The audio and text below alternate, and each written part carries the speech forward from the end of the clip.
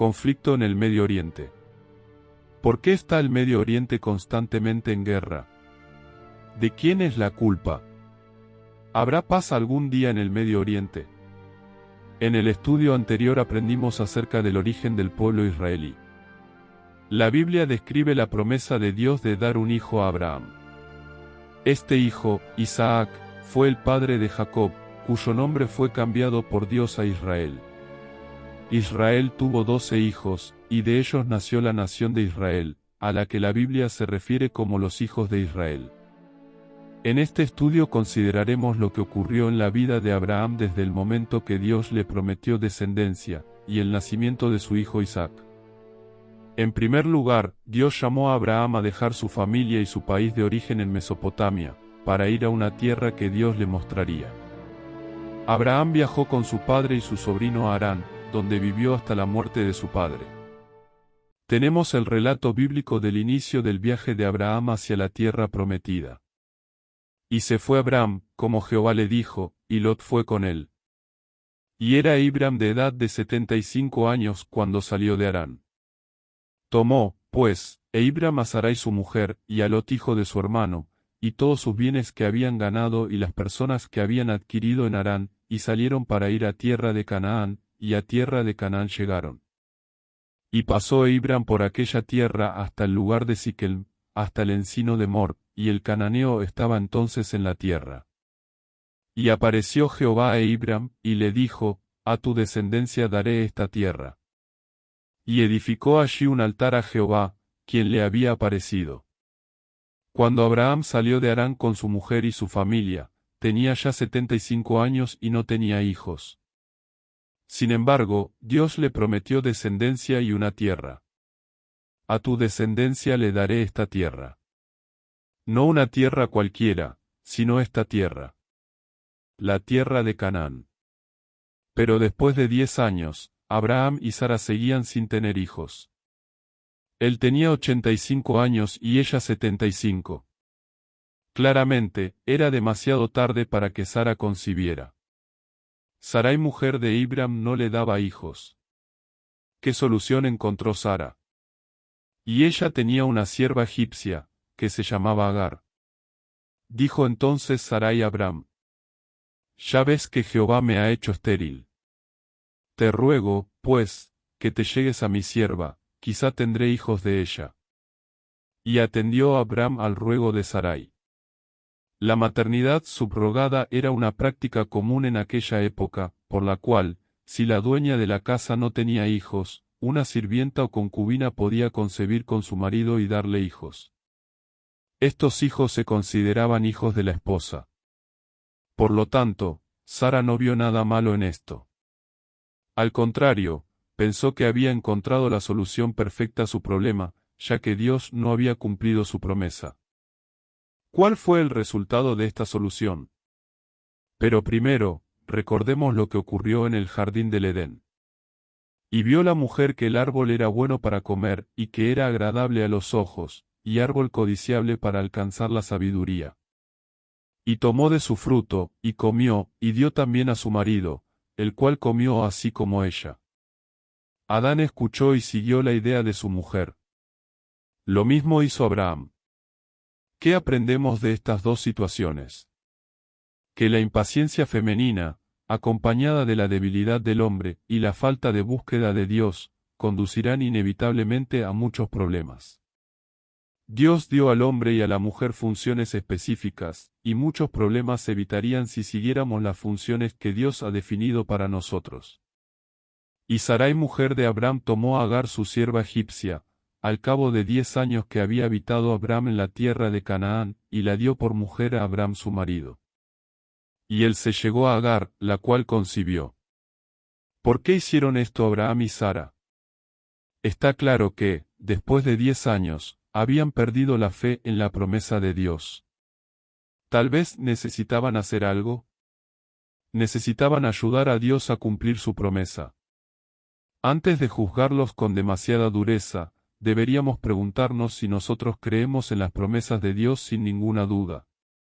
¿O acaso, como Abraham y Sara, cuando sentimos que hemos esperado lo suficiente, dejamos de creer completamente, o decidimos que tenemos que ayudar a Dios. A pesar de la incredulidad del hombre, Dios siempre cumple sus promesas. Tal vez no inmediatamente. Tal vez no según nuestro calendario. Pero el hecho es que Dios es fiel a sus promesas.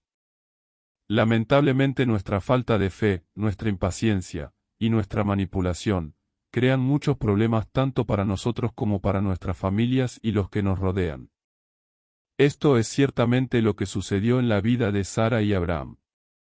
Y cuando vio que había concebido, miraba con desprecio a su señora. Encontramos que Agar se vuelve arrogante y su actitud hacia Sara se altera por completo. Esto no es sorprendente en una cultura en la que la infertilidad se consideraba una desgracia y una deshonra, mientras que la maternidad se consideraba un signo especial de bendición divina y de orgullo familiar. Como resultado, Sara se encuentra con que ahora es despreciada por sus propios sirvientes. ¿Qué hace entonces? Culpa a Abraham. Entonces Sarai dijo a Abraham: mi afrenta sea sobre ti. Yo te di mi sierva por mujer, y viéndose encinta, me mira con desprecio. Juzgue Jehová entre tú y yo. Mientras esperaba la promesa de Dios, Sara se impacientó y se desanimó, y pensó que podía ayudar a Dios manipulando las circunstancias. Pero no consideró plenamente las consecuencias de su acción. Entre los celos de la esposa despreciada, y la dignidad de la amante ofendida, ahora se le echa la culpa a Abraham por todo. Y respondió Abraham a Sarai: he aquí, tu sierva está en tu mano, haz con ella lo que bien te parezca. Con estas palabras, Abraham pone fin a la disputa doméstica que se ha estado gestando entre la dueña y la sierva, indicando el verdadero lugar de la dueña y sus derechos legales en relación con la sierva. Las acciones posteriores de Sara hacia Agar no fueron benignas. Y como Sarai la afligía, ella huyó de su presencia. En esto vemos un ejemplo, que la Biblia no oculta, ni excusa, ni siquiera disminuye los defectos de los creyentes.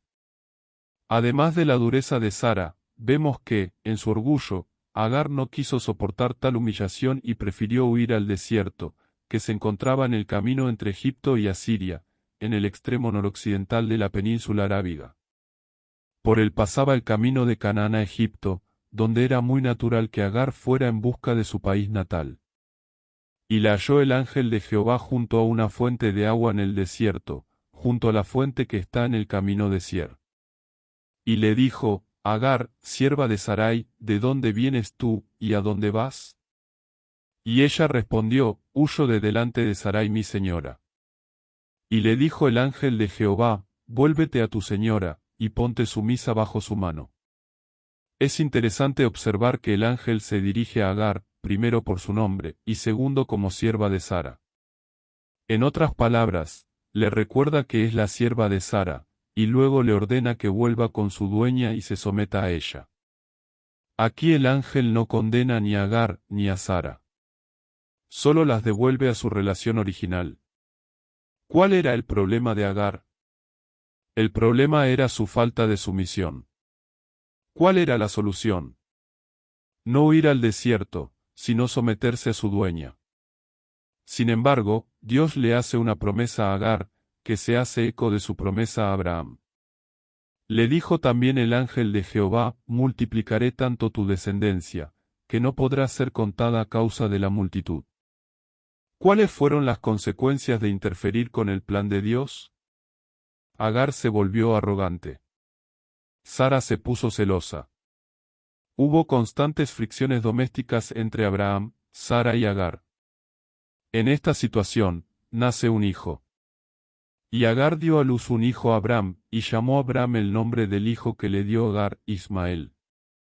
Era Abraham de edad de 86 años, cuando Agar dio a luz a Ismael. ¿Cuáles habrían sido los sentimientos de la familia? Habían pasado 10 años desde que Dios dio su promesa original, y habiendo perdido la fe en su cumplimiento, Ismael es visto como la solución. Era el hijo de Abraham.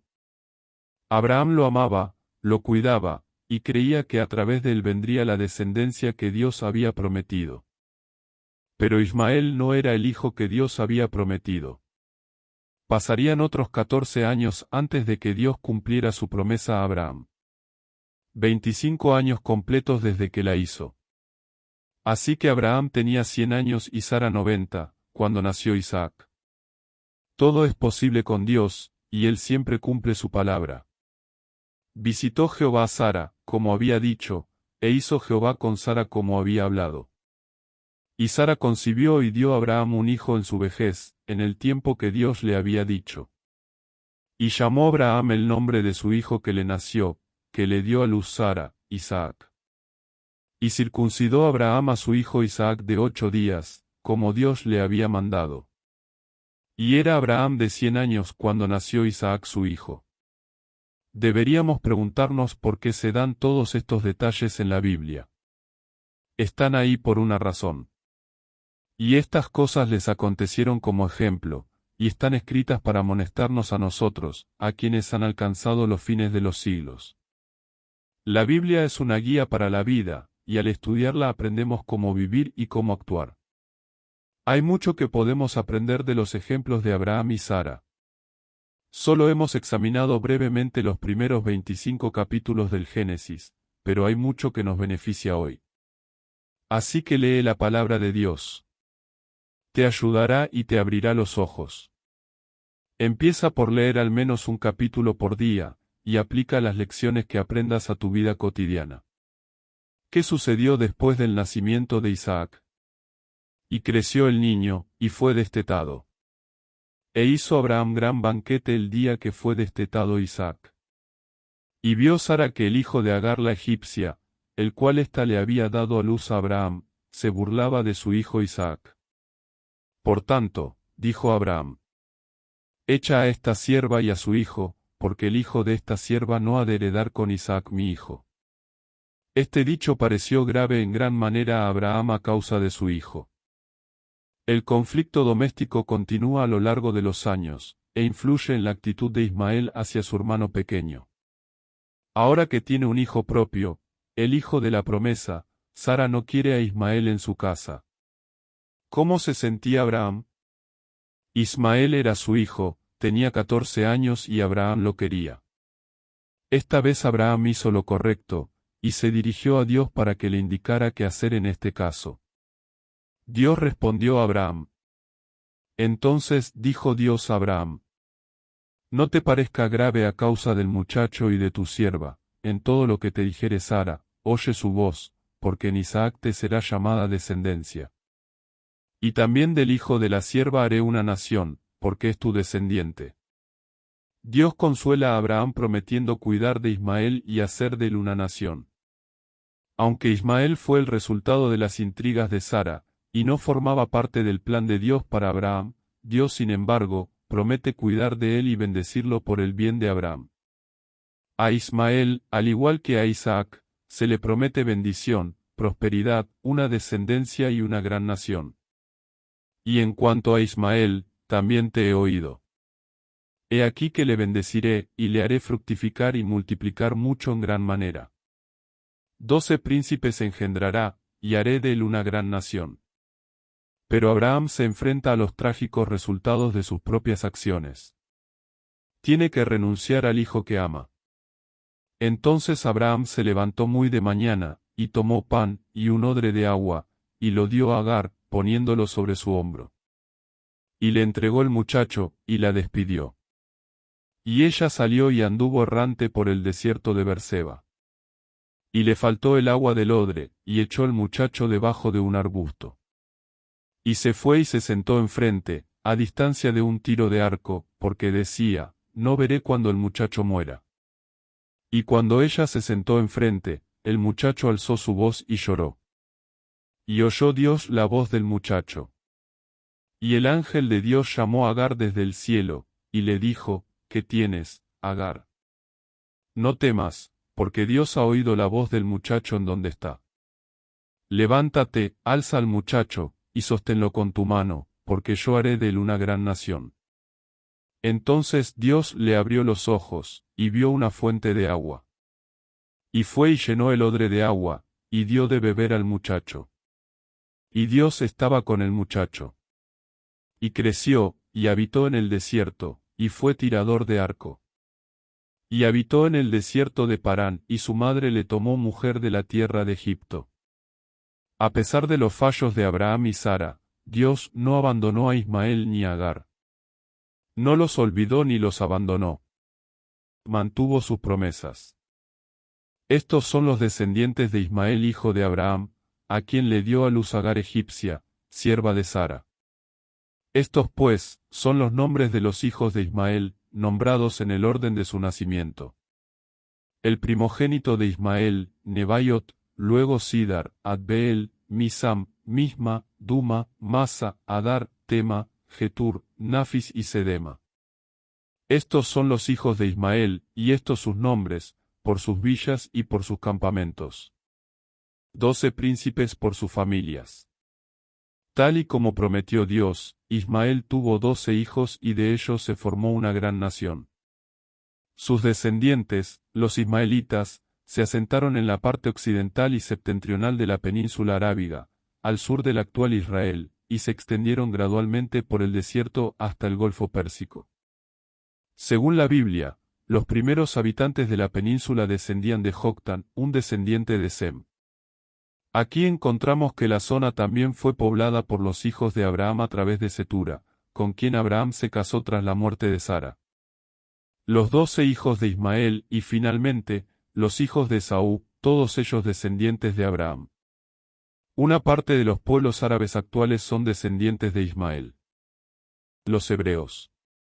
¿De dónde procede el nombre, hebreo? Hebreo deriva de Heber, un antepasado de Abraham, y se menciona por primera vez en la Biblia en relación con Abraham.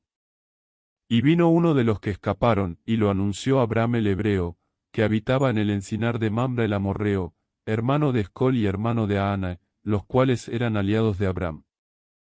Así vemos que mucho antes de tener hijos, Abraham ya era llamado hebreo.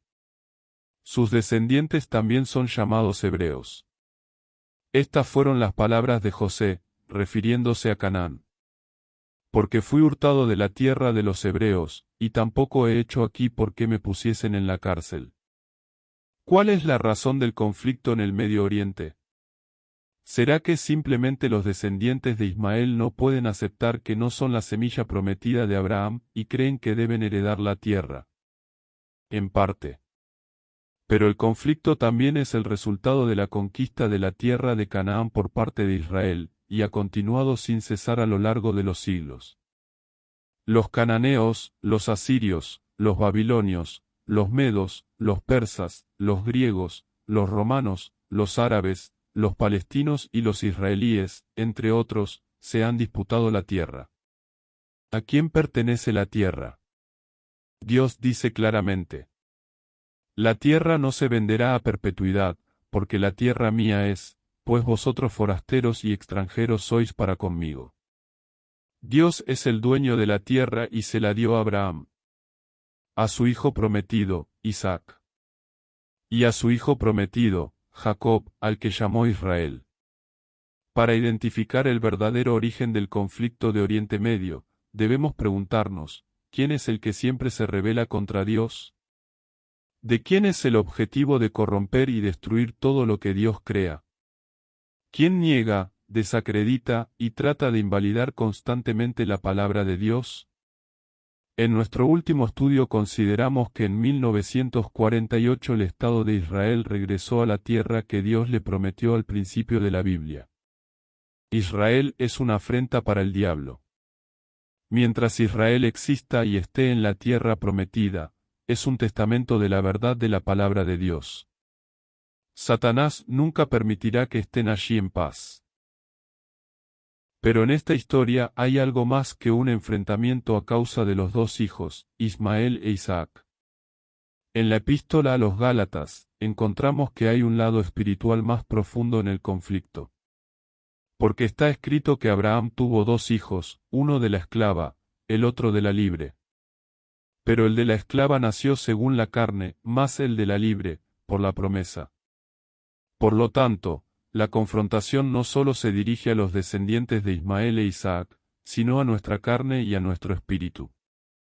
Y manifiestas son las obras de la carne, que son adulterio, fornicación, inmundicia, lascivia, idolatría, hechicerías, enemistades, pleitos, celos, iras, contiendas, disensiones, herejías, envidias, homicidios, borracheras, orgías, y cosas semejantes a estas. Acerca de las cuales os amonesto, como ya os lo he dicho antes, que los que practican tales cosas no heredarán el reino de Dios. Mas el fruto del Espíritu es amor, gozo, paz, paciencia, benignidad, bondad, fe, mansedumbre, templanza. Contra tales cosas no hay ley. Es muy fácil para nosotros envidiar, reñir, estar en desacuerdo, enfadarnos. Esta es nuestra naturaleza carnal. No es tan fácil mostrar amor, longanimidad, mansedumbre. Porque el deseo de la carne es contra el espíritu, y el del espíritu es contra la carne. Y estos se oponen entre sí, para que no hagáis lo que quisiereis. Esta es la batalla espiritual a la que se enfrenta todo hijo de Dios, y se representa para nosotros en el conflicto entre Isaac e Ismael. La forma en que el creyente se desenvuelva en esta batalla, dependerá de cuánto crea, confíe, y se someta a Dios y a su palabra. Finalmente, pedid por la paz de Jerusalén, sean prosperados los que te aman.